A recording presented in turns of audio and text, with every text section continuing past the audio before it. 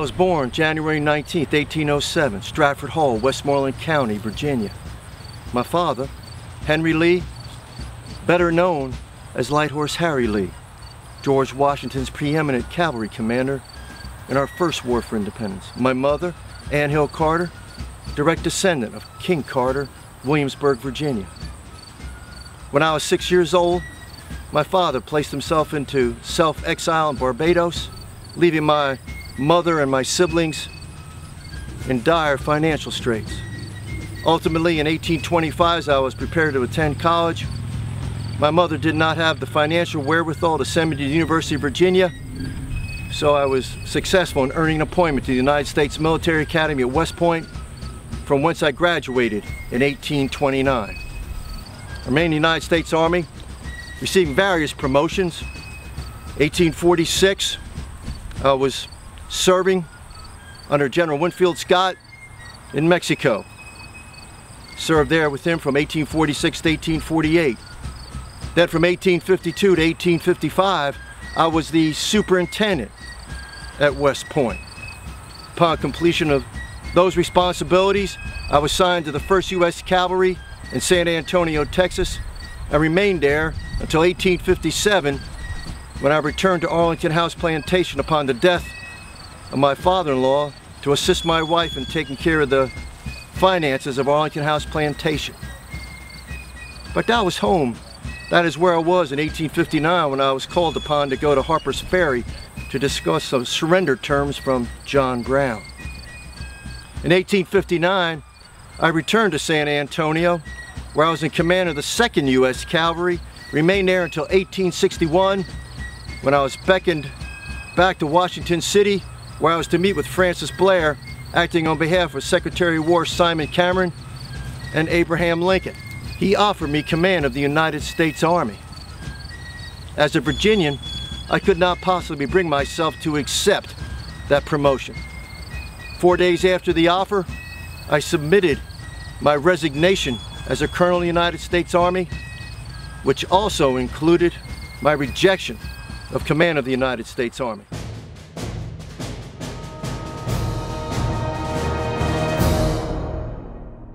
I'm Ulysses S. Grant. I was born in Point Pleasant, Ohio in 1822. At age 17, my father secured for me an appointment to the United States Military Academy. I said, I won't go. He said, I think you will. And I said, well, if you think I will, then I think I will. When I got to the academy, I was 17 years old. I was 5 feet tall and I weighed 105 pounds.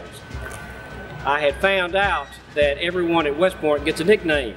With the name like Hiram Ulysses Grant and those initials, I could only imagine what my nickname would be. However, the man who appointed me to the academy did not know my full name. He thought my middle name was my mother's maiden name of Simpson. So he put down Ulysses Simpson Grant, and I became Ulysses Simpson Grant. I had no idea what significance those letters, initials, would be 19 years later at the Battle of Fort Donelson, but I became Sam Grant as my nickname. After graduating from West Point, left and went to Jefferson Barracks in St. Louis, met Julia Dent. A roommate of mine, Fred Dent, was his sister. So we became engaged. The Mexican War came along, I went to Mexico. I was brevetted 3 times for bravery, even though I was in the Quartermaster Corps. I didn't have a combat assignment, but I went to the sound of the guns. I wrote Julia a letter and said, it seems to me that the sound or the fear of the bullets and missiles is worse than the actual sound. And I've got a reputation for being uncannily calm under fire. After the war, I came back and I married Julia. We had 4 children. In 1854, I resigned from the Army as a full captain, one of only 50 in the United States Army at that time. For the next several years, while I was not successful at anything, I really wasn't a failure. Then the war started. I was appointed colonel of the 21st Illinois. In July of 1861, we moved out of Springfield, Illinois.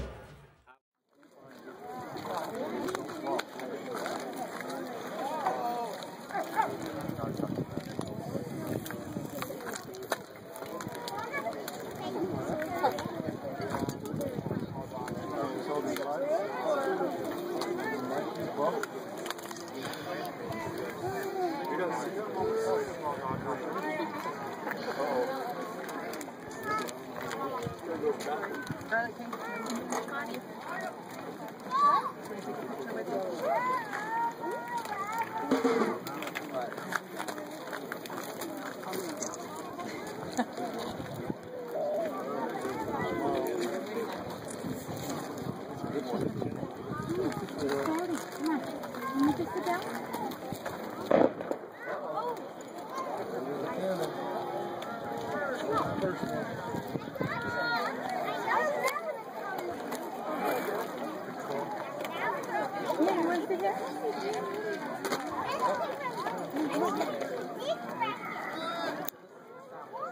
it's blue, it's north.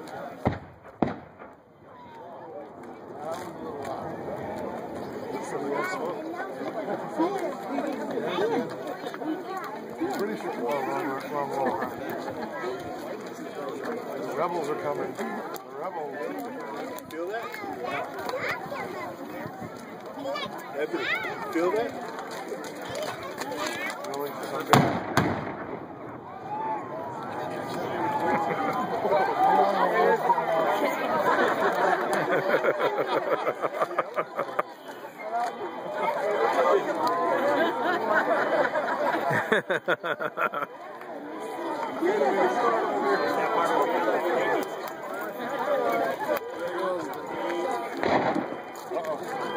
The South Canada, the little witch is here to the north. It goes again. Again, guys.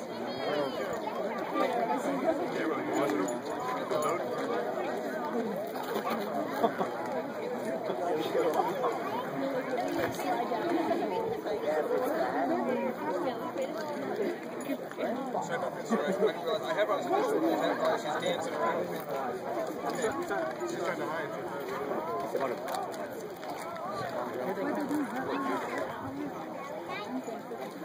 Backing up.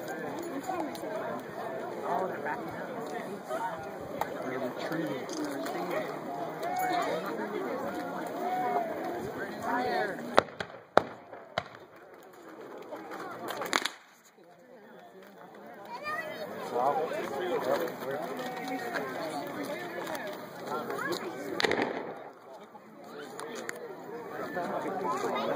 Like that.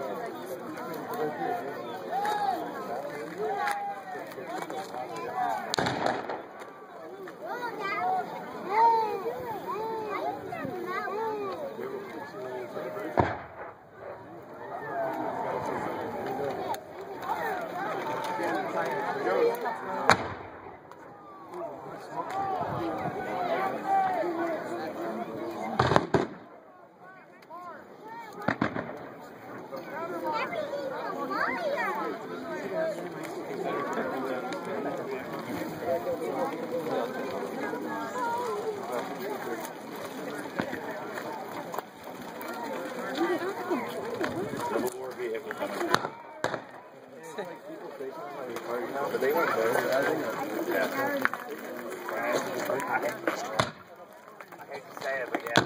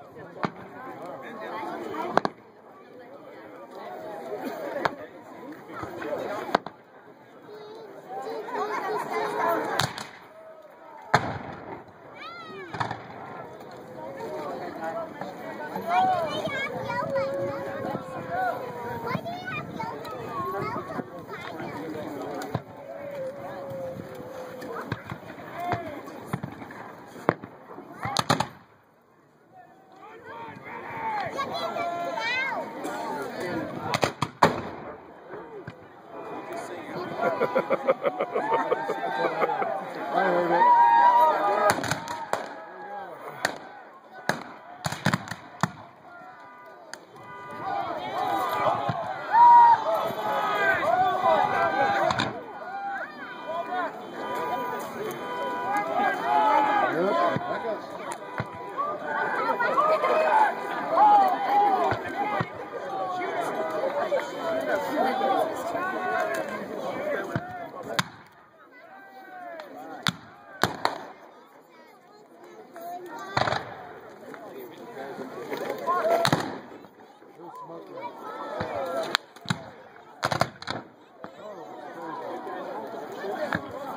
Looks like a ghost.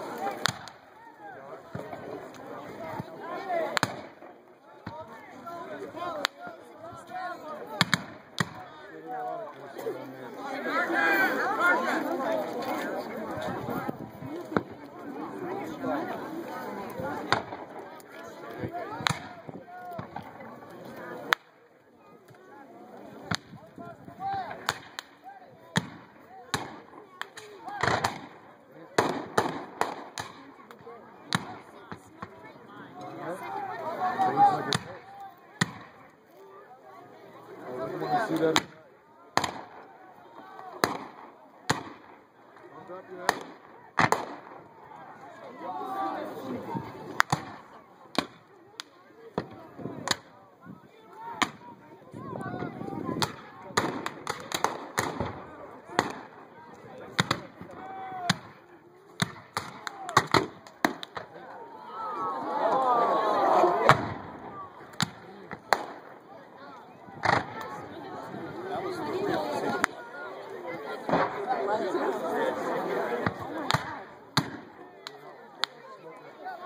That is so sweet. That is sweet.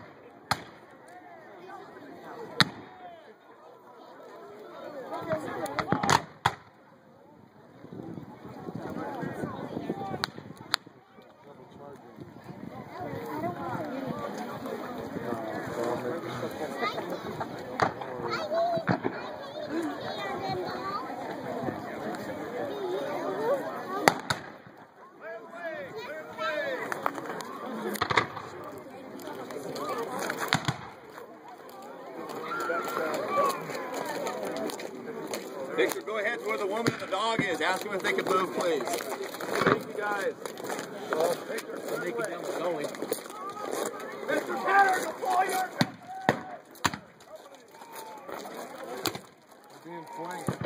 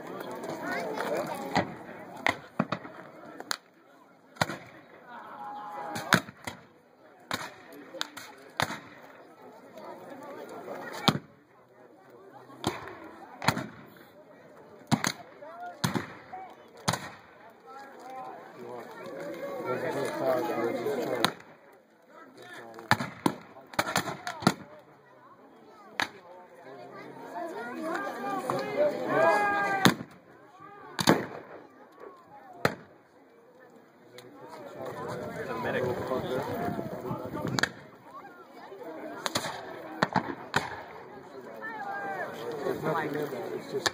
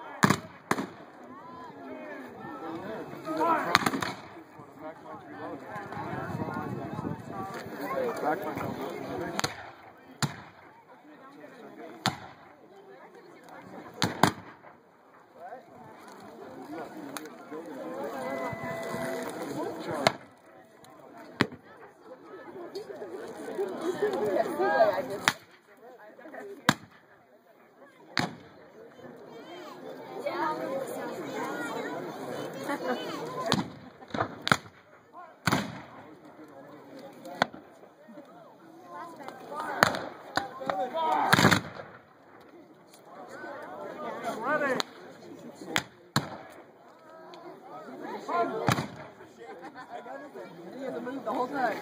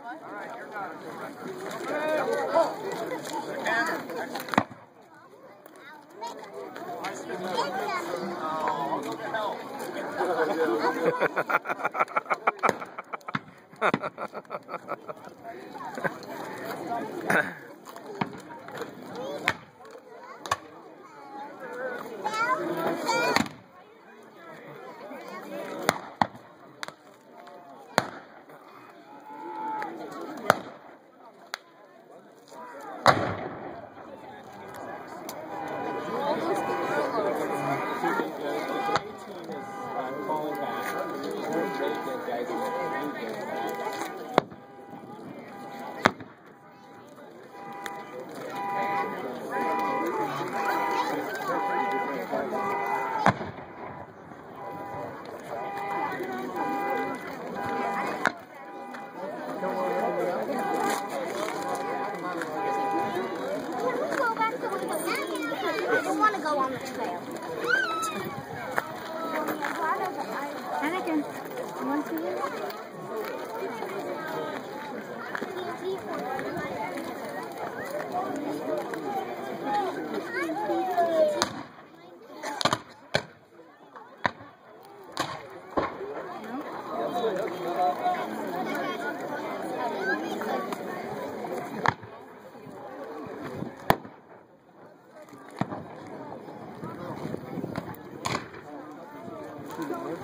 Another shot.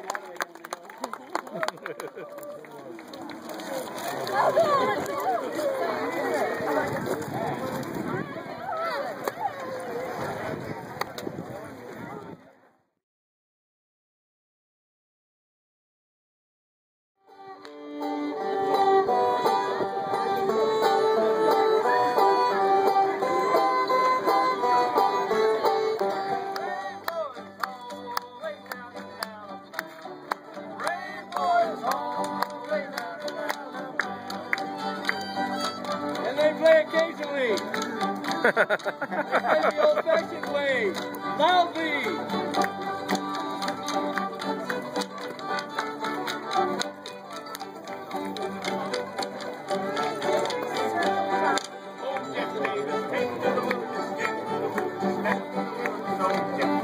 Come, gentlemen,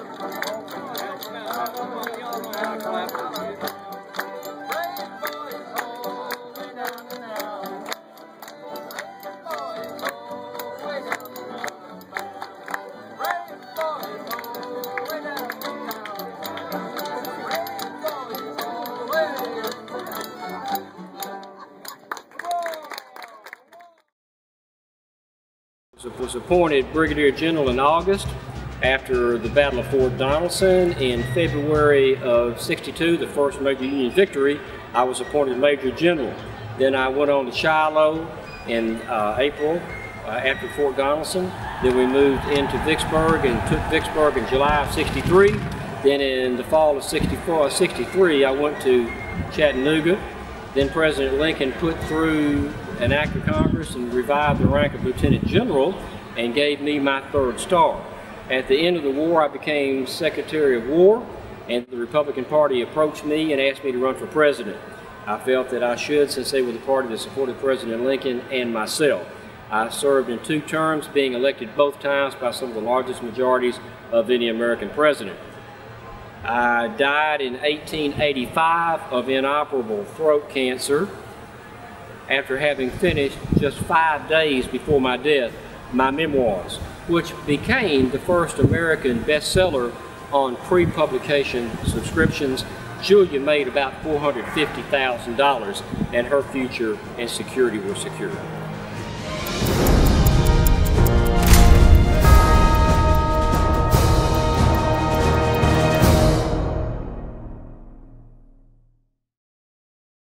From 1862 to 1865, I was in command of the Army in Northern Virginia.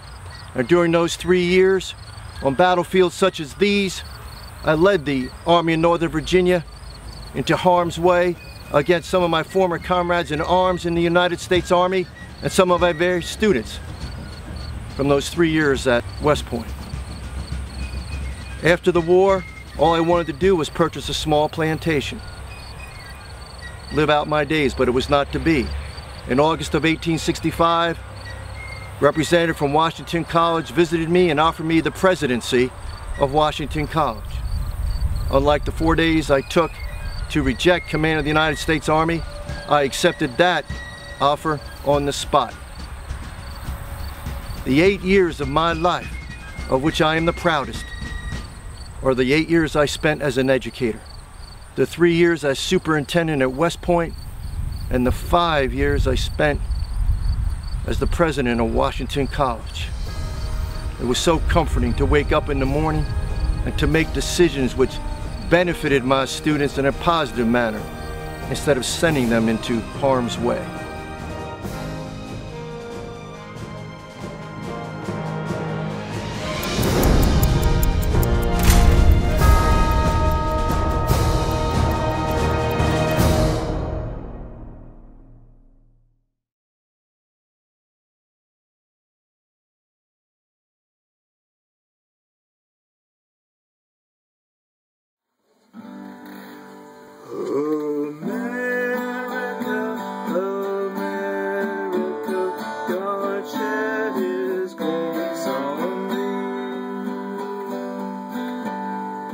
You ask me why I love her?